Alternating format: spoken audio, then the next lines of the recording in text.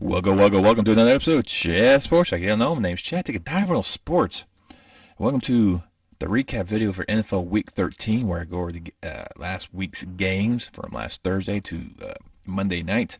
Kind of go how I did in terms of my predictions, and I kind of give you fair warning now. I did pretty decent, and I kind of throw out some other unique news out there. And probably some damaging news for certain teams, fan bases. But before I dive into all that, if you could give me a thumbs up, especially that content provider, I really appreciate you two guys. Really help this channel out. You can also subscribe. Love you guys reviewing my work. I love you for doing that. Not many of you subscribe. It doesn't cost you a dime. It helps me provide more content value for you. All right, looking over last week and looking at the numbers that I did, I went 11-3-1. That's right. There's another tie this week.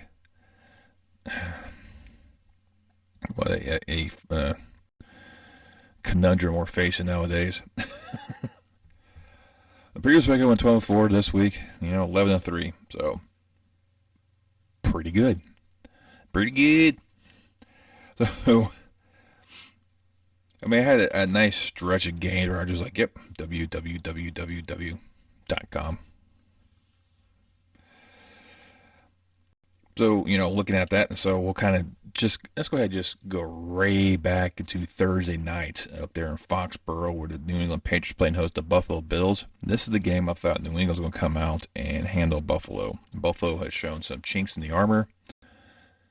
And the Patriots are coached well enough, at least I thought, to be able to find those chinks and exploit. Especially with no Von Miller on defense. But that seemed to catalyze or catapult the Bills' defense. Knowing that Von Miller's not there to have their back, they have to step up. Did they ever? Mac Jones had no time in the backfield as the end rushers were more often than not back there. Without the presence of Von Miller, they just went full throttle on him. I mean, after that first quarter, that was the only quarter that New England controlled. They're at the end of the first, or 7-3, but after that, it was all Buffalo. Josh Allen had over 200 yards passing, 2 touchdowns. He once again threw a couple interception. We're not supposed to,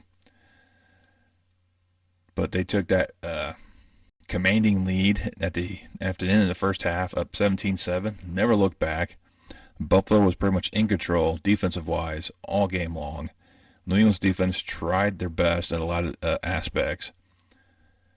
With the exception of that second quarter, they did what they had to do. But the offense could not operate. Mac Jones was just all over the place. He was frustrated. He was yelling on the sidelines. Something you never expect to see from Mac Jones. And Buffalo ended up going to Foxborough, winning 24-10 to start my week off with a loss. Then we went over to the Windy City as the Green Bay Packers came to town, take on the Bears.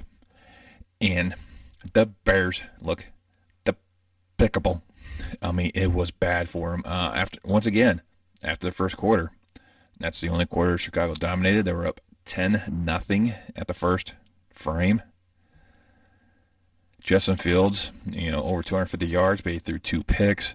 He was still kind of running, but it was Aaron Rodgers had the time he needed to pick apart the Bears defense, to continue to claim ownership of the Chicago Bears, as it was.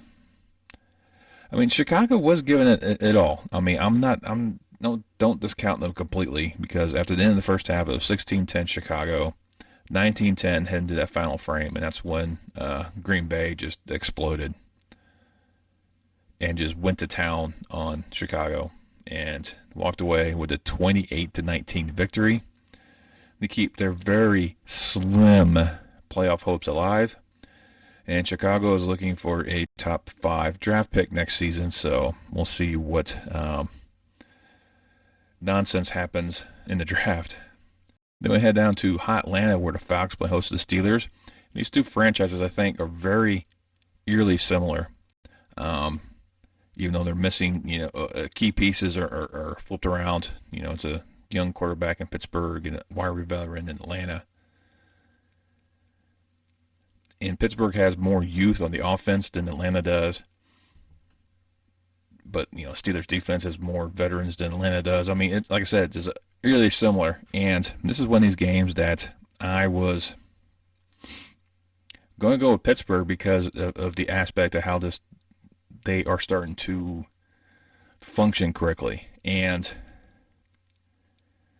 Kenny Pickett has stepped to his role as a starter. He's embraced it, even though he didn't throw a touchdown. He almost had 200 yards passing.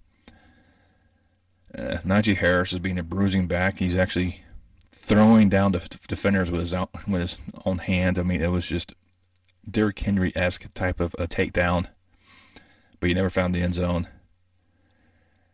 And it was just a methodical game between the two, as Pittsburgh was able to hold on and beat Atlanta 19-16 to get them to their 5th win and keeping their slim playoff hopes alive. Then head over to the Motor City, where the battle of the cats between the Lions and Jaguars. I was picking the Lions in this game. They did not disappoint.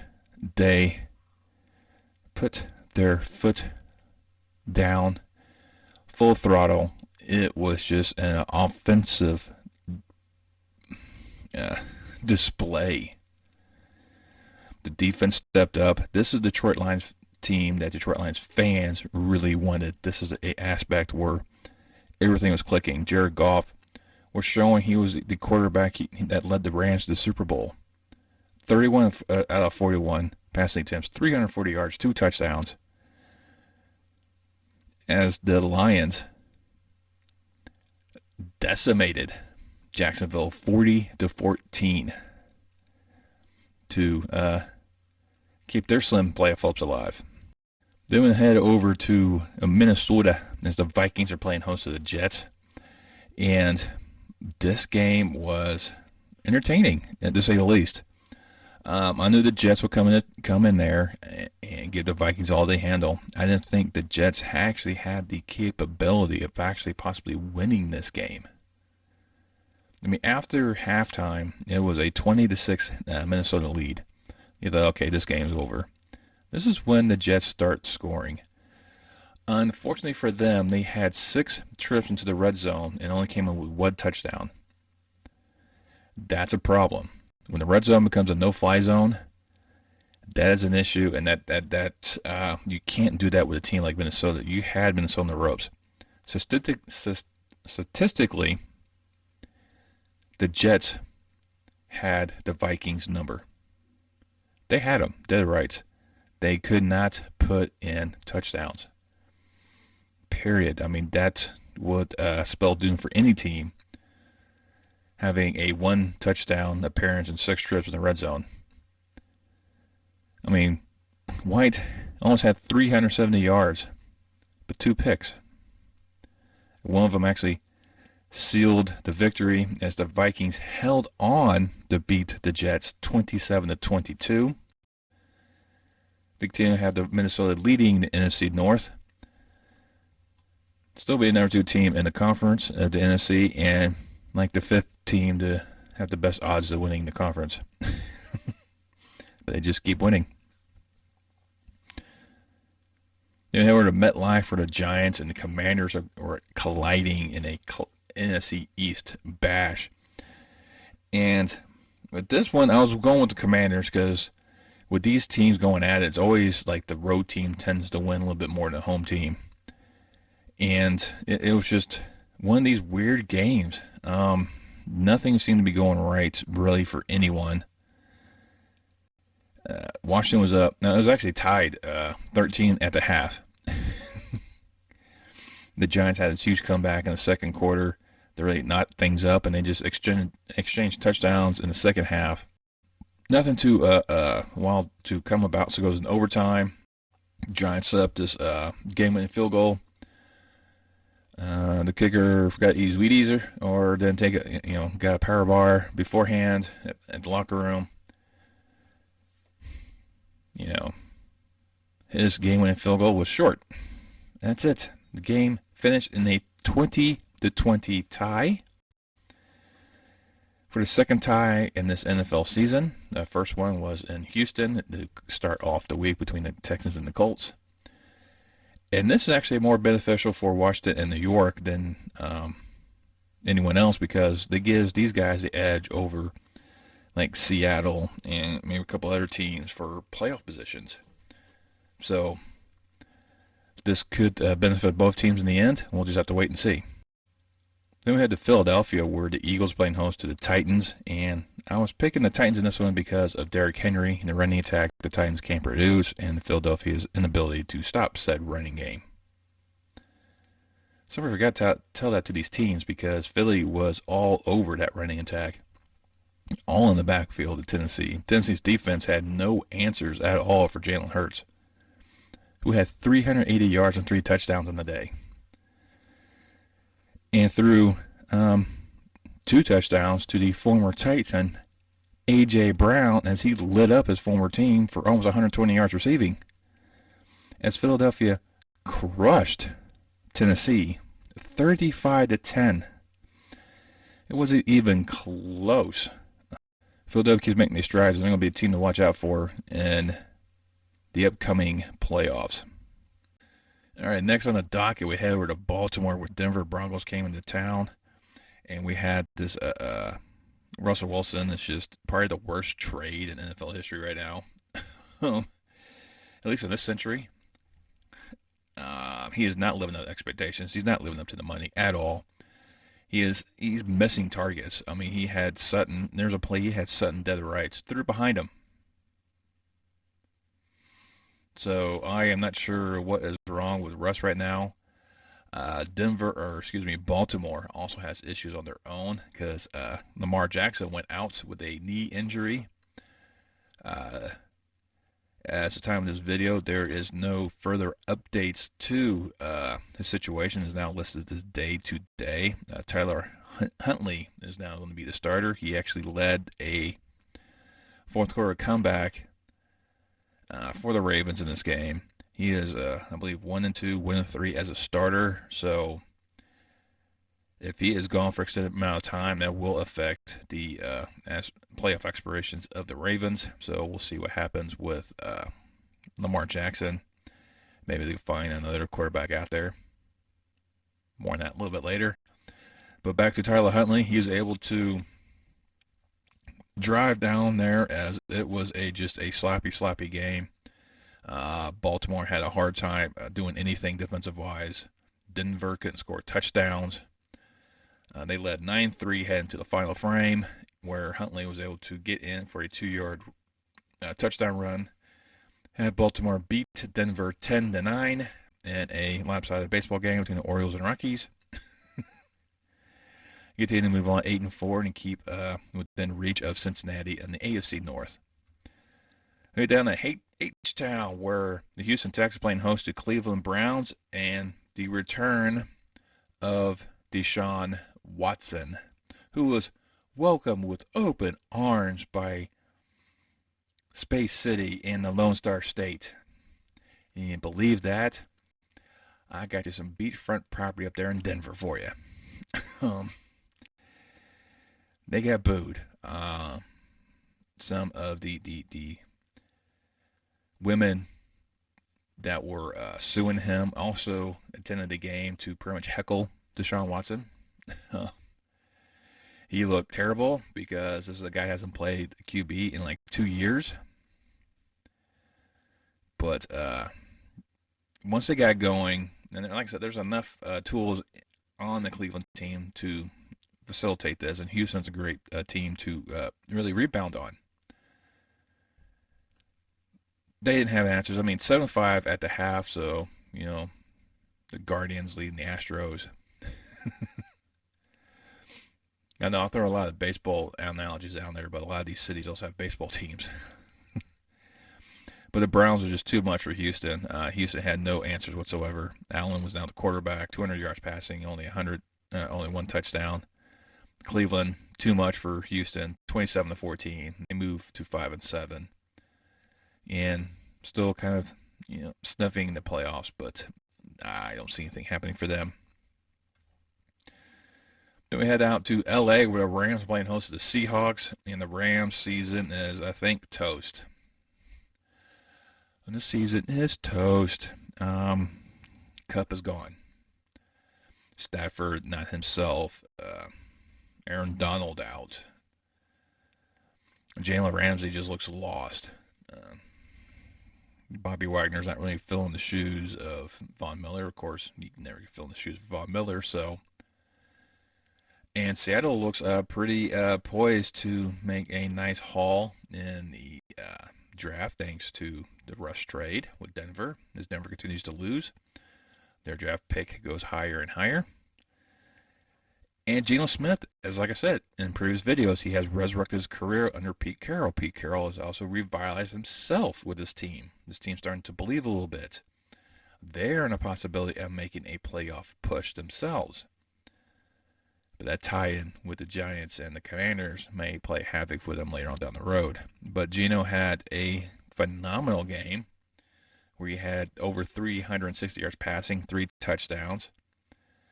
As the Seahawks were able to withstand a barrage of Rams points in the fourth quarter, held on and beat LA 27-23. Minimum 7-5, one game behind the 49ers in the NFC West. It should be a classic showdown between those two. And speaking of the 49ers, they're playing host to Miami Dolphins, welcoming back their former coordinator, into town. And Tua looked so uncomfortable in facing this type of defense of the 49ers. He was off in a lot of throws. I mean, he still ended up throwing almost 300 yards passing with two touchdowns, but he was only 18 of 33. So he was off the mark quite a bit. One of the downsides for the 49ers is Jimmy G. Once again, out for the season due to injury. It does look like it is a broken foot. If you saw the highlight, the replay of that foot going the direction it did does not look pretty. I think initial indications is that it's not a mid-foot fracture, which I thought they feared it was, which is kind of a good scenario aspect. But with Jimmy G out, that means Mr. Irrelevant, that's why the last man picked in the draft, Purdy, the quarterback from Iowa State, got thrown in there, and the 49ers did not miss a beat. He was cool, calm, collective, under pressure, was able to find his targets. And you had Christian McCaffrey in the backfield as well. That also kind of helps alleviate some pressure off of you. Shanahan knows how to run an offense, and the 49ers just decimated Miami, 33-17, to go 8-4. But is Purdy the answer? They ended up grabbing someone off the practice squad from Denver, who's been with the 49ers now, his third stint with them, I think Johnson. So,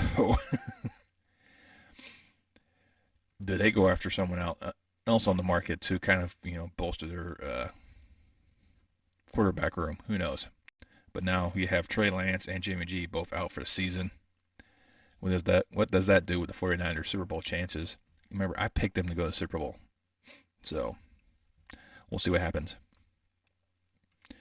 Then you head to the jungles of Cincinnati, where the Bengals playing host to the Chiefs. And this was a classic showdown between these two young guns. This is going to be the next great rivalry in the NFL between these two guys. And there's no doubt about that. It's just how these two we're calling it. This is a rematch of the AFC Championship game. Mahomes has problems with the Bengals. He hasn't yet to win. And this is the game that I also went with Cincinnati to beat Patrick Mahomes. Just something about this team is just functioning in the right direction. Jamar Chase is back for the Bengals, so it gives them more threats. There was a play where T. Higgins actually dropped a for sure touchdown, which he doesn't do. I mean, he even looked at it, was like, what happened? But this was just cool, calm, collective between both these quarterbacks. I mean, there's nothing about that. It's just like exchanging points here and there. It was to the fourth quarter where the Bengals defense didn't lock down Kansas City as they had to really come from behind. They were down 24-17 heading to that final frame. But Cincinnati was able to go ahead and get with a go-ahead touchdown to Chris Evans as the Cincinnati Bengals beat Kansas City 27-24, which now makes Buffalo Bills back the number one team in the AFC. And this should be a good race between Buffalo, Kansas City, and Cincinnati for that number one slot, I think, for this playoff. Then we have to Vegas, where the Raiders were playing host to the Chargers. I went with Vegas on this one because this is when these key games. Raiders did that last year to the Chargers at the end of the season, beat them, to knock out the Chargers out of the playoffs. This is another thing that I look at. Carr and Devontae Adams hooked up for 2 touchdowns once again, so the bromance is continuing to blossom in Vegas. Justin Herbert had over 300 yards passing, but only had 1 touchdown. It was just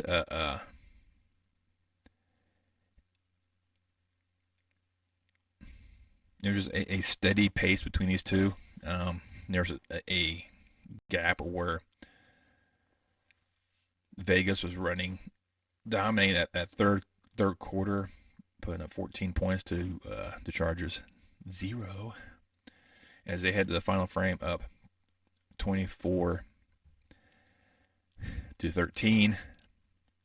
Raiders were able to hold on and win a key AFC West showdown, 27-20. Get them to 5-7. Maybe get their playoff hopes alive. Who knows? Strange things have happened. Then we have to the Big D out there in Jerry's World in Arlington. The Dallas Cowboys play host to Indianapolis Colts. Now this one I was like, okay, this is Dallas all day long. Indianapolis is stand a chance. But Indianapolis tends to play the good teams really, really, really close. They did it with Kansas City and beating them. Did it with Philadelphia. Philadelphia had to come back in the fourth quarter to win. This also lasted to the fourth quarter. Indianapolis was actually pretty decent. They were going blow for blow, basically. Even though they were getting field goals instead of touchdowns, which doesn't really help you. But they were doing things where, there was like a few plays that just let happen, but the game was not out of reach. It was 21-13, Dallas lead at the end of the half. 21-19, heading to the final frame as Indianapolis was just chipping away.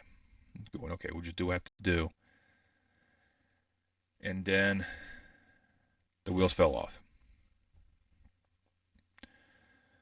Or the horseshoes fell off. I mean, you take your analogy where you want to. The blinders went off on the horse and he went off somewhere else.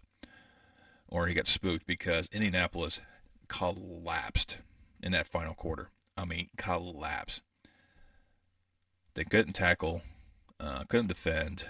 CeeDee Lamb was having a bunch of joy. They couldn't hang onto the ball.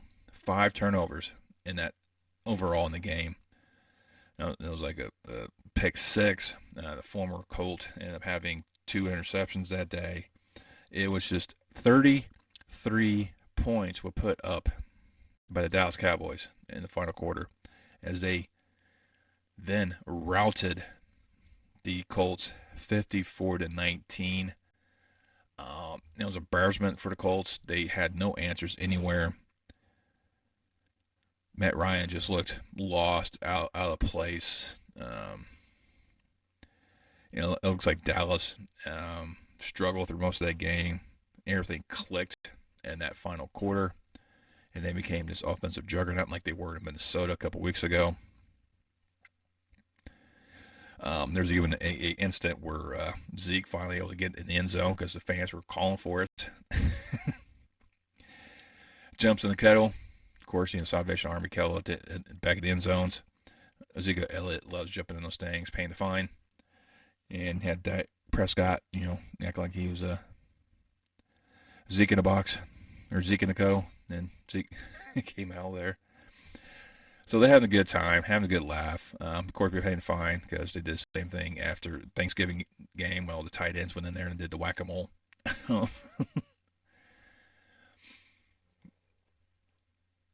But it's just one of those things I think the NFL kind of allows them to do it. They'll go, okay, you're paying the fine, but it's going to the Salvation Army, which they'll gladly do. But yeah, Dallas right now is a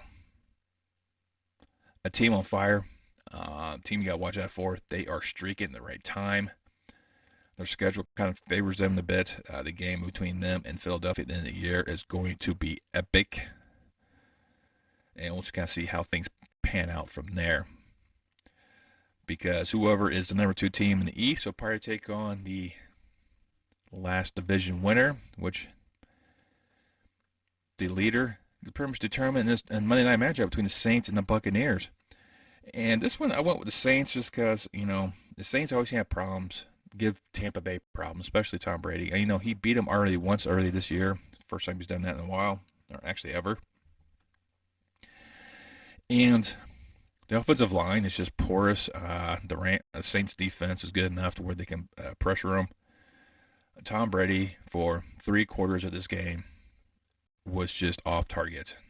He was overthrowing, underthrowing, through interceptions. He was not functioning the way he should. They only got 3 points in the first 3 quarters. 3 points in the first quarter, mind you. For us, the Saints missed opportunities. They were able to drive a lot of times, but they couldn't put away a score on opportunities. They kept settling for field goals. You can't do that with Tom Brady. Because at one point in time, the Saints were ahead 16-3. And then a third down play. They were trying to, Dalton's trying to thread it to Tyson Hill. Timely hit, mind you. Was not able to hang on to the ball. Had to punt it off. And Tom Brady was able to come back with a 14-0 run at the end of the game to have one of the most miraculous comebacks seen. Stat kept going up there about, Tom Brady's almost like 1 in like 69 or, something crazy of being down double digits and winning. The last time he did that was in the Super Bowl against Atlanta. The epic comeback there and the epic collapse of a team. I've never seen Atlanta had that game dead to rights, and just this is also the latest touchdown scored by Tom Brady in his NFL career. I mean, it was like 2-3 seconds left in the game, and they scored a touchdown. His long story career, that's his latest he's ever had a game winner. Beats breaks the tie of Peyton Manning for most fourth quarter comeback victories. I'm not sure what else this guy has to do to really solidify his enshrinement in the Hall of Fame, because I think he's got it. I mean, he's got enough rings on his fingers to get that one, but an epic comeback by Tom Brady. You can tell at the end of the game press conference is like just like we drew it up, like this was the plan all along to get the Saints false hope and then just stomp them. But yeah, Tampa Bay ended up winning 17-16, going 6-6 on the season. Controlling a very, very terrible NFC South. Like I said, they're probably gonna get in with a minimum of 7 victories and still make it to the playoffs. So that is the recap of my games. The only ones I lost was, of course, a Thursday night matchup, the game in Philadelphia, because I was going with Derrick Henry, and then Monday night showdown I was going with the Saints because the Tampa Bay offensive line couldn't stop anyone, and apparently they can. So those are all my three losses. Technically, you could probably throw in that Giants Commanders game, but everyone lost that game, so everyone gets a tie. That's how I look at it. They tie, I tie. But in other news, the Carolina Panthers have officially released Baker Mayfield, who's now going through their waiver wire. Rumors right now is San Francisco is part of his destination, but they're like 24th on the list to pick him up off of waivers, and he has to wait till he clears waivers, and then maybe they can re-sign him then. Shanahan's like, I don't see that one happening, or I don't. He says something along those lines that he didn't think that was going to be something was going to happen for them in terms of them signing Baker Mayfield to back up Purdy. Maybe Baltimore picks him up. I mean, why not get a former rival coming in there, back up Lamar Jackson, or take over for him? But Baltimore doesn't have any offensive weapons, so that would be a bad decision by both the Ravens and Baker to go for those two. At least in San Francisco, you have three quality receivers, with Kittle, Debo, and Ayuk, and then you have McCaffrey out of the backfield. Offensive line is actually probably one of the better in Carolina, so